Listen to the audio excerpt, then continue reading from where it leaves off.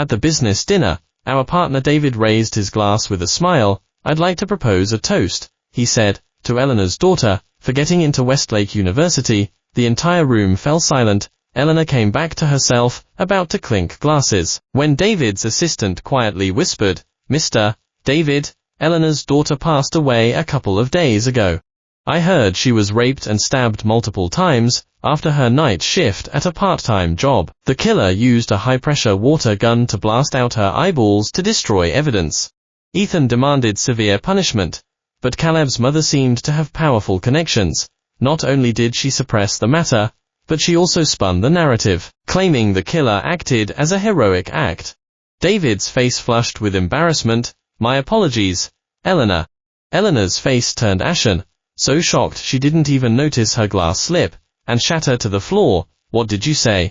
Her legs buckled, and she fell onto the glass shards, blood immediately seeping out. She couldn't bring herself to say it out loud. She had spent all our savings and incurred millions in debt to pay for the medical treatment of her Savier's son. I worked tirelessly to pay off her debts. Even, who had just gotten into Westlake University, took on several part-time jobs to help ease the financial burden, but was raped on her way home from a night shift, suffered multiple stab wounds, and was clinging to life. The individuals she accused were well prepared. After the assault, they used a high-pressure water gun to destroy all biological evidence. The ringleader even manipulated the media to paint a false narrative, claiming he hadn't raped her, but instead performed a heroic act by taking Lily to the hospital, saving her life. Public opinion instantly swayed, accusing Lily of being ungrateful and slandering her Savior, saying she deserved what happened to her. Lily suffered both physical and mental torment. Her condition steadily worsened, and her periods of lucidity grew shorter.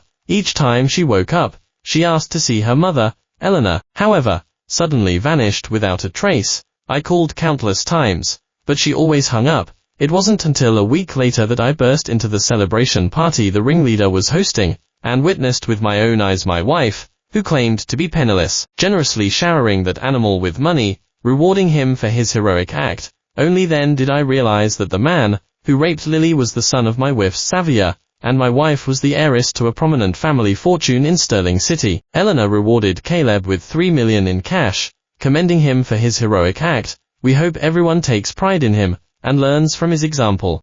Eleanor rewarded Caleb with a 10% share of Eleanor, commending him for bringing glory to our city and making a significant contribution to its spiritual and cultural advancement.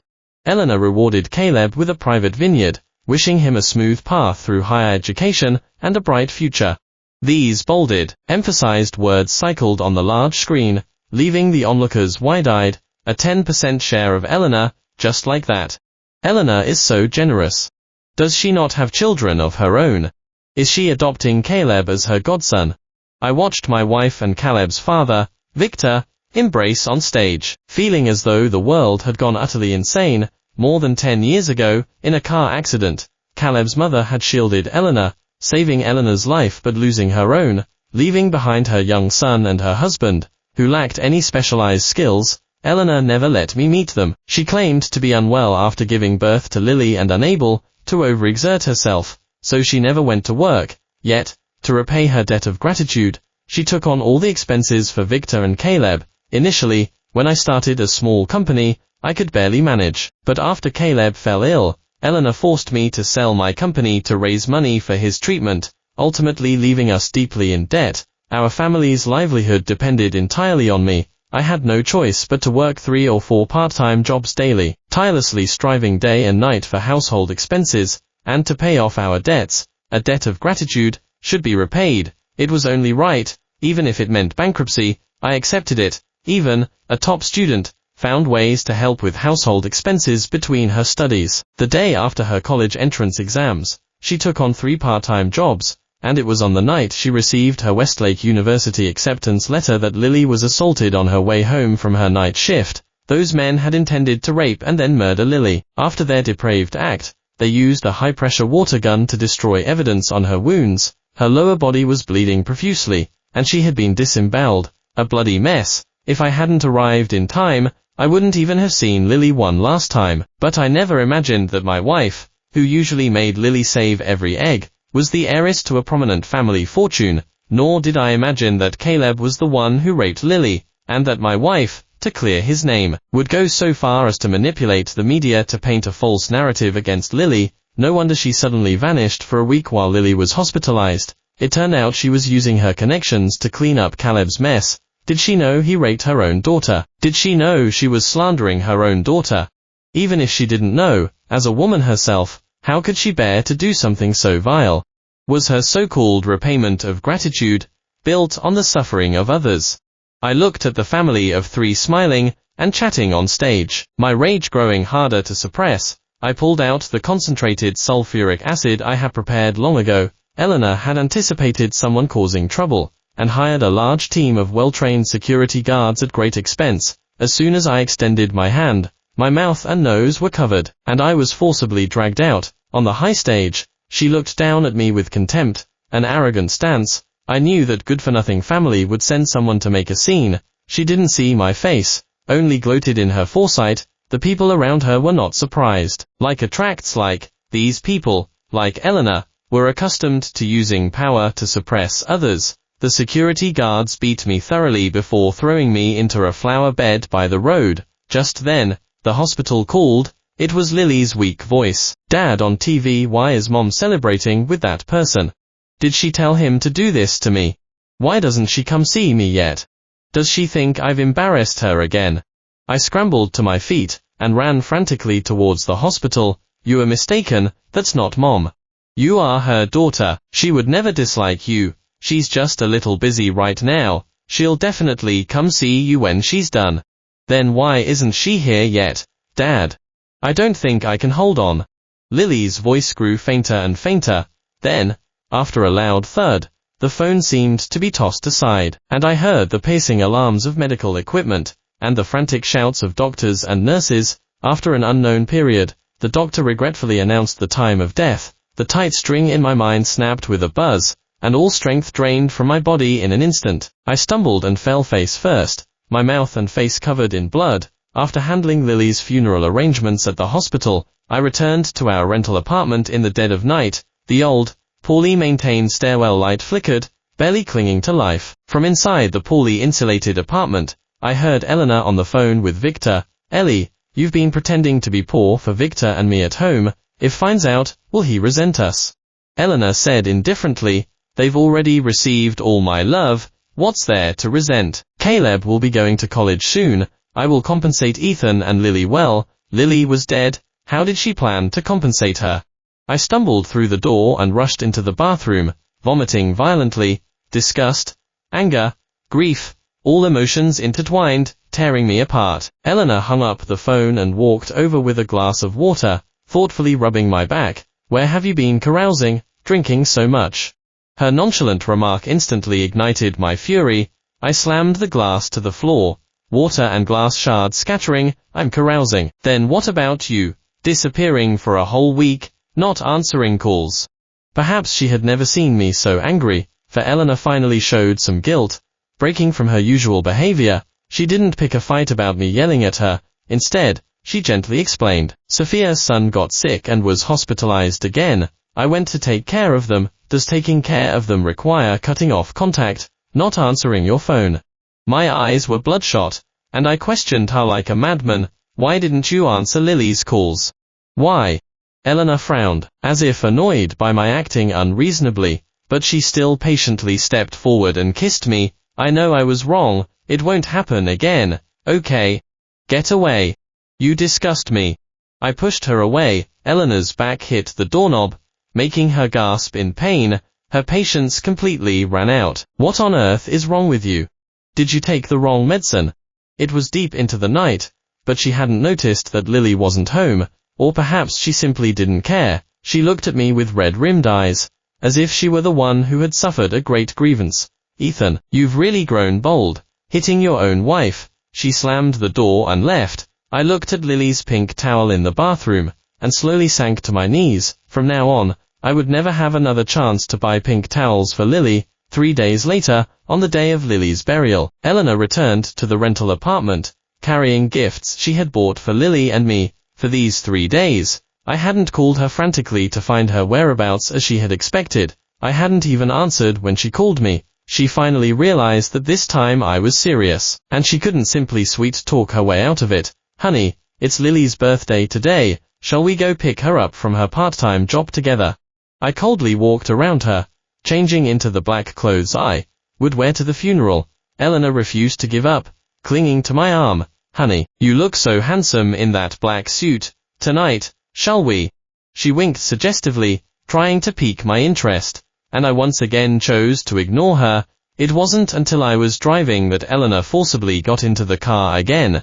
I finally looked at her. "Do you really want to pick up Lily?" Eleanor, seeing I was finally willing to acknowledge her, immediately grew excited. "Yes, today I want to make Lily the happiest princess in the world." I had casually glanced at the gifts she had prepared for Lily, an unlimited black card and a 10% share of Eleanor, just like Caleb received. How generous. She was probably planning to reveal her true identity to us. Too bad she didn't know that no one would be happy about it. She didn't know Lily's part-time job location, so I drove her directly to the funeral home. When she got out of the car and saw the wreaths at the funeral home entrance, she frowned unhappily. "Why is Lily working at such an unlucky place? Why didn't you stop her?" I didn't speak. I began to perversely anticipate her reaction. When she saw Lily's memorial portrait, she would realize what she had done. She would suffer more than me.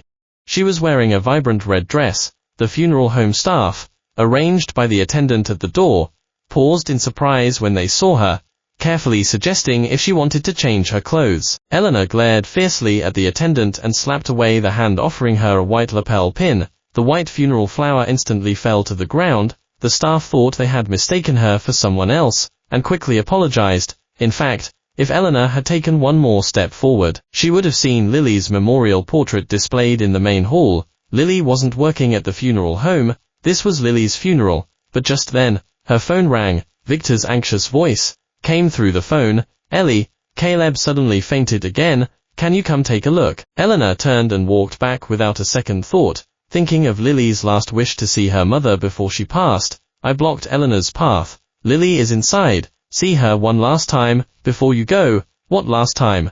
Aren't we going to see her every day from now on?" Eleanor had already reverted to her sharp-tongued, impatient self. What right did such a person have to see Lily one last time?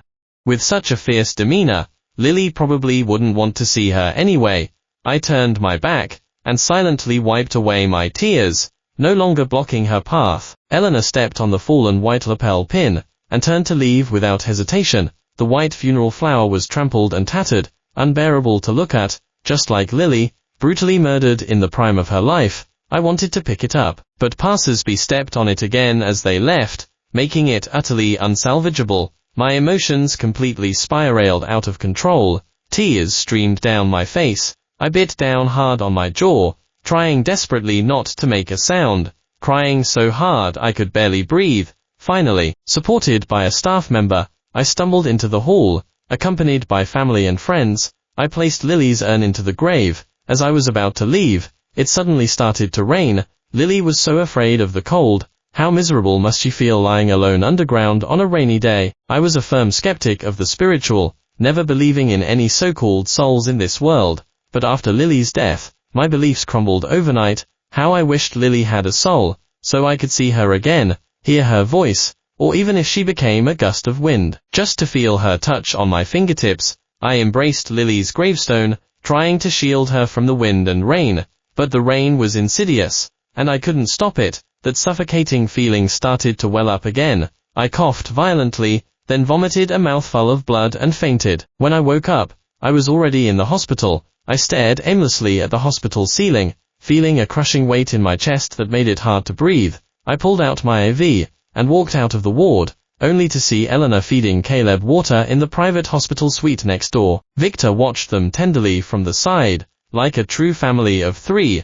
Although was a housewife, when Lily was young, she claimed to be in poor health, so most of the time I took Lily to work with me. When started middle school, she lived in a dormitory and was highly self-sufficient, requiring no worry from Eleanor. She had never cared for Lily the way she cared for Caleb, yet, to help her pay off debts, had taken on part-time jobs right after graduating. If only she hadn't insisted on spending all our family's assets on Victor and Caleb. If she hadn't hidden her identity, If she hadn't helped Caleb manipulate the media to paint a false narrative, Lily would have died, and certainly not so painfully, so angrily, so helplessly. Perhaps my gaze was too strong. Victor saw me. He stammered, flustered, "Ethan, why are you here at the hospital too?" Eleanor, unusually, seemed a little guilty. "Caleb is sick. I came to check on him."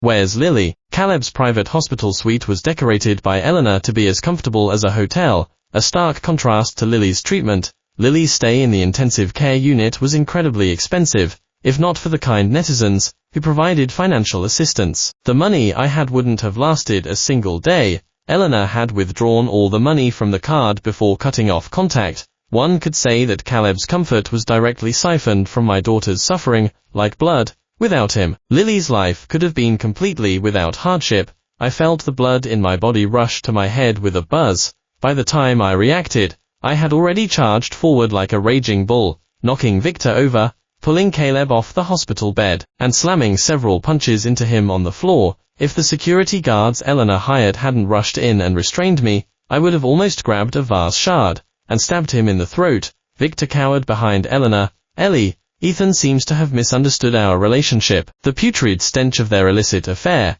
was so strong it practically permeated the air. I finally understood why women hated green tea types. Eleanor looked at the badly injured Caleb and the pathetic, whining Victor, absolutely furious. She slapped me hard across the face in front of everyone. Seeing that I still wouldn't give up and was cursing horribly, she ordered the security guards to beat me savagely. Hard fists repeatedly slammed into my abdomen and chest. A metallic taste rose in my throat. Unable to bear it any longer, I vomited another mouthful of blood. This time, it was more than I'd vomited at Lily's grave. Eleanor jumped in surprise but didn't immediately stop them. Only when I was completely out of strength did she walk over and pinch my chin. "I told you, as long as I'm here, the son of my savior will never suffer. Ethan, even if you hurt him, I will repay it tenfold. Do you think you are so grateful?" I spat at her. "You've raised a monster. No matter how much you try to cover it up, he's a murderer, a rapist. Your kind savior, if she knew what vile things you've done, she probably wouldn't thank you." Eleanor seemed surprised that I knew so much, but she didn't care, because it didn't matter who knew.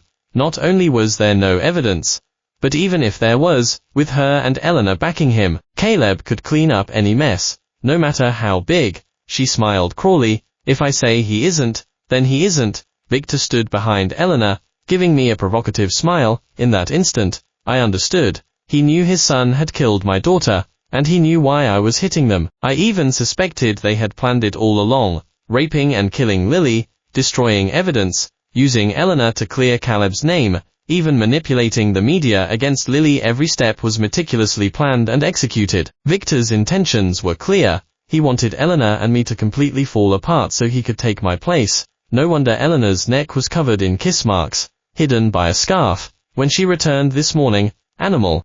Do you know what you've done?" The security guards pinned me to the ground. I wanted to break free and kill that despicable couple, but my body felt like a deflating balloon, utterly devoid of strength. Eleanor watched indifferently. Finally, the security guards threw me out of the private hospital suite, and kind medical staff took me back to my original ward to treat my wounds. Just then, the attending physician came to me with my test results. "Mr. Ethan, have you been exposed to a gas leak in the past? Your lung condition is very serious, already late stage, by rights. You should be in a lot of discomfort. Why didn't you come to the hospital for a checkup sooner?"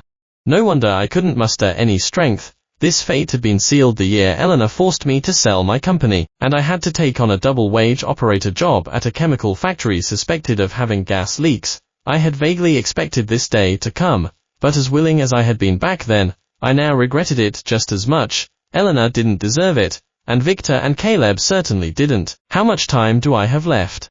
I asked hoarsely. "Perhaps less than a month." After the doctor left, Victor walked in, looking down at me with a condescending air. "You finally know. I've been waiting for this day." He smiled, his handsome face tinged with cold malice. "Thanks to Ellie, Caleb never lacked a mother's love, but you and your daughter were too much of an obstacle. I had to deal with it, in a somewhat disgusting way, but it's quite satisfying." I couldn't muster any strength, so I could only lie on the hospital bed, staring fixedly at him. Victor admired the expensive watch Eleanor had just given him, then said nonchalantly, "You can't beat me. I advise you to stop wasting your energy, and just get out of here, or I'll take care of you too. Trust me, I'll make sure Eleanor continues to protect us fiercely, no questions asked." Just like she is now. Seeing his confident demeanor, I sneered, "If you were really that confident, you wouldn't be here in front of me, trying to provoke me with these insignificant words. Does know that you and Caleb killed her daughter. Do you dare tell her?" Victor's smile froze. After a moment, he forced a smile. Even if she knew, she wouldn't really blame us. His trembling voice betrayed him. I scoffed lightly. "Then, we shall see." The next day, Eleanor came to find me, looking at my bruised and battered face on the hospital bed. She seemed to slowly realize how far she had gone. She hesitated at the doorway for a moment before walking in, an ingratiating smile on her face, completely different from her fierce demeanor of yesterday. "Honey, are you okay?" "I'm sorry, I shouldn't have let them hit you. Are you very angry?" I didn't speak. Eleanor grew more and more contrite. "You were also wrong. You knew I was fiercely protective. Yet you still provoked me. Are you still hurting?" She felt deep sorrow for me, reaching out to touch the wound at the corner of my mouth. Seeing me pull away, she didn't get angry, but patiently explained, "The family saved my life. I have to be responsible for them. Honey, if it weren't for them, you wouldn't have a wife, and Lily wouldn't have a mother." She still had the nerve to mention Lily. "The family showed you kindness, so you can torment Lily like this?" I demanded. Eleanor said unhappily, "How did I torment her?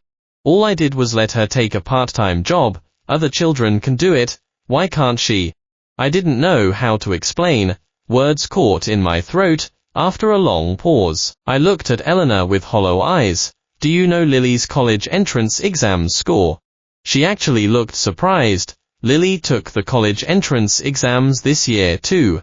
At that moment, I felt nothing but absurdity and utter helplessness. As a mother, she was deeply caring towards someone else's son, yet completely ignorant about her own daughter. Mistaking that Lily hadn't done well, she comforted me. "It's okay, if she didn't do well, we can send her abroad. She can choose any famous university overseas. Don't worry, I'll compensate you both well." Things had come to this point. She no longer pretended. I knew about the Victor family, so she assumed I already knew her identity. I silently wiped away my tears. "It's too late, Eleanor. No matter what your identity is, or how much money you have, you'll never be able to make up for Lily." Eleanor was about to ask why when a commotion erupted in the private hospital suite next door. A group of media with an array of cameras and microphones rushed in, snapping pictures frantically. A dozen microphones were thrust into Caleb's face. "Victim Goo in the 7.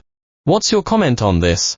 As one of the perpetrators accused by the victim before her death, are you celebrating? Were you truly performing a heroic act? Who is the person behind you? Did you bribe the media?" The barrage of aggressive questions forced Caleb into silence. Eleanor immediately abandoned me, taking her security guards to intervene and quickly whisk away Victor and Caleb. I stood rooted to the spot, watching everything unfold without emotion. Seeing all the pieces fall into place, the media turned their microphones to Eleanor. "Ms. Eleanor, someone has reported that Eleanor is the power behind Caleb. What do you have to say about this? You've been low profile for years, never showing your face in public. Why have you suddenly stepped forward now? What is your relationship with Victor? Why did you help a criminal like Caleb manipulate the media to clear his name?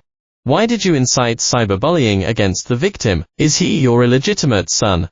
Eleanor showed no fear. She grabbed the microphone of the most aggressive reporter. "Which media outlet are you from? Who told you Caleb is a criminal? What evidence do you have? You can eat carelessly, but you can't speak carelessly." The threat in her tone was unmistakable. The female reporter, however, grew angrier. "We've already obtained evidence of Caleb's crime from the informant. You can't deny it." The reporter's confident attitude instantly rendered Eleanor speechless. Because she knew Caleb was indeed the perpetrator, Eleanor knew she couldn't continue sparring with the reporters, as saying more would only lead to more mistakes. She decisively closed her mouth and ordered the security guards to force a path through. The reporters, seizing on her vulnerability, wouldn't let her go. They blocked her way with cameras. "Do you know that the victim, Lily was a valedictorian. If she hadn't met Caleb, she would have had a brilliant future.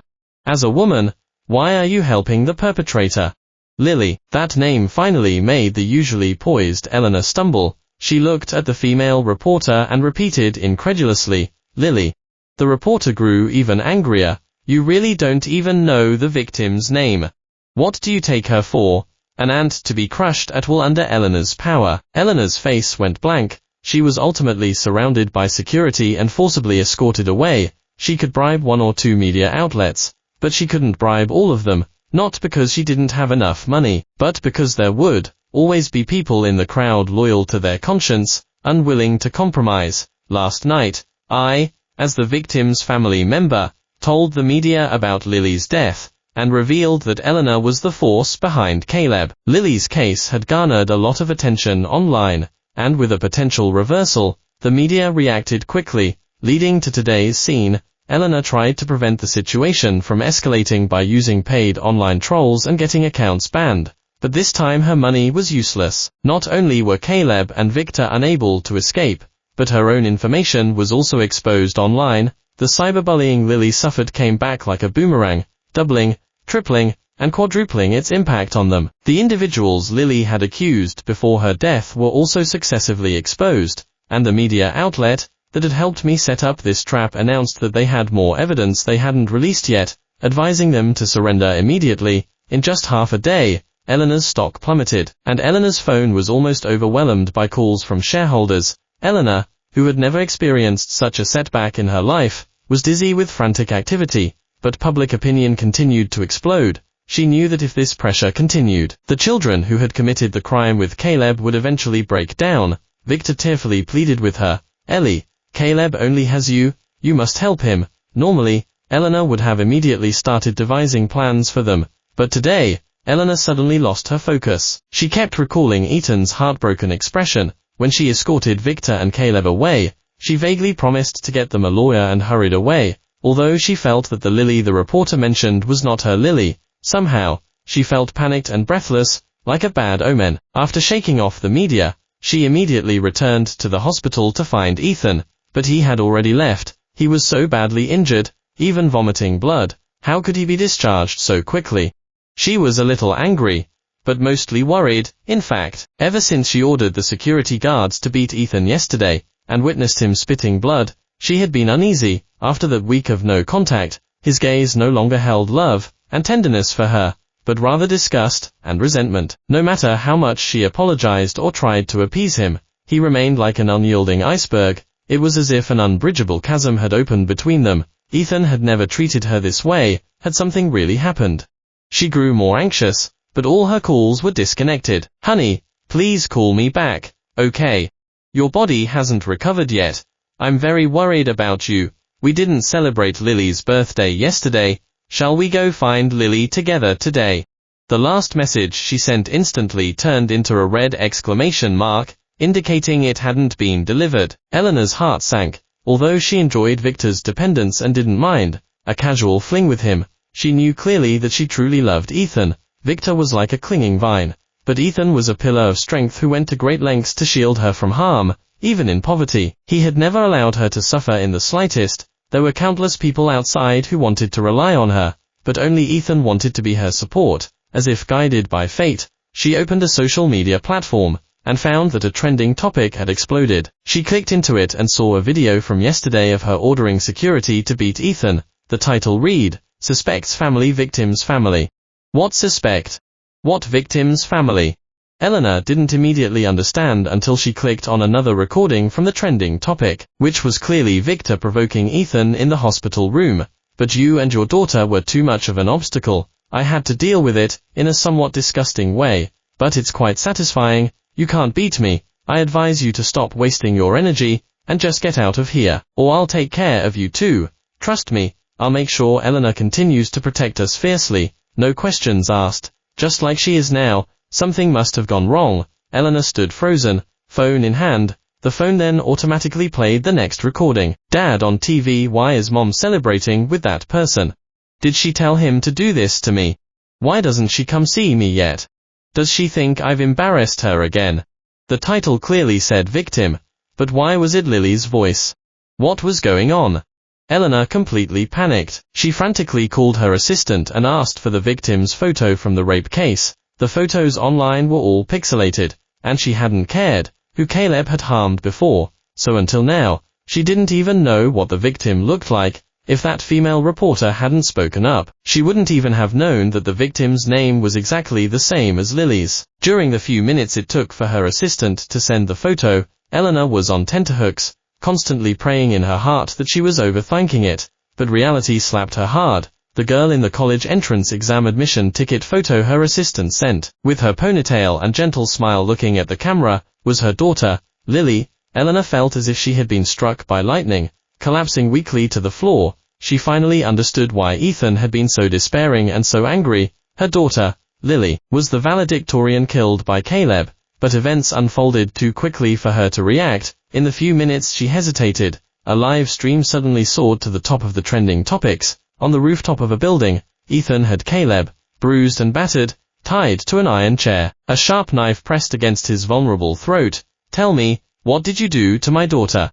If I had been this unscrupulous earlier, Lily wouldn't have died." Filled with hatred, Caleb, that fool, was panicked by the sudden media explosion. "I merely sent him a text message saying I had evidence of his crime, and told him to bring money for his release. He actually came alone, behind Victor's back. I stabbed him a few times, and he confessed everything. He and Victor had hired a bunch of thugs and planned to rape and murder Lily." Caleb, seeing Lily's beauty, had become lustful and participated. Victor, seeing he couldn't cover it up, had then sought Eleanor's help, asking Eleanor to manipulate the media to clear Caleb's name. Listening to him describe how he murdered Lily, my heart felt like it was being fried in boiling oil. This animal had even recorded a video to enjoy afterward. To think Lily had to suffer such humiliation even after her death. Unable to bear it any longer, I stabbed him in the eye. He let out a blood-curdling scream. Just then, the police finally arrived, and Victor and Eleanor also arrived.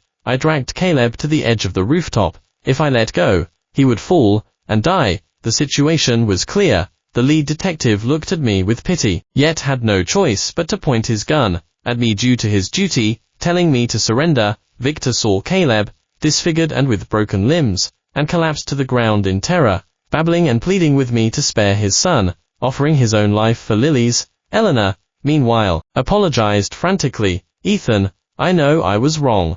Stop. Don't dirty your hands for this animal.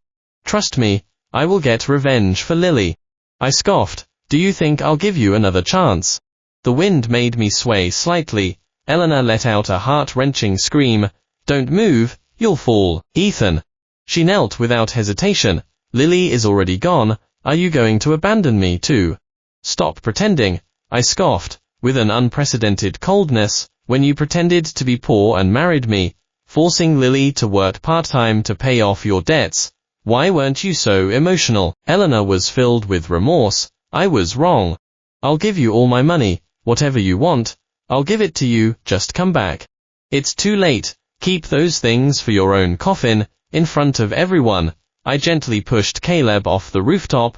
It was 18 stories high. He was dead for sure. At the same moment, a gunshot rang out. The bullet pierced my calf, and several detectives lunged forward, restraining me and disarming me. Netizens launched a massive campaign, calling for my sentence to be reduced, but I was gravely ill, with only a few days left, so whether my sentence was reduced or not had become meaningless to me. The court didn't have time to convict me, so they could only confine me to a private hospital room. Eleanor requested visits several times, but I refused them all. She spent a fortune hiring an international medical team to devise a treatment plan, attempting to prolong my life. Knowing I had no will to live, she wrote countless notes and had them delivered. "As long as you're alive, I'll accept any punishment you give me." I glanced at them and had them discarded, unread. A few more days or a few less had become completely meaningless to me. In my final days, my mind gradually grew hazy. Eleanor somehow pulled strings and still managed to get in.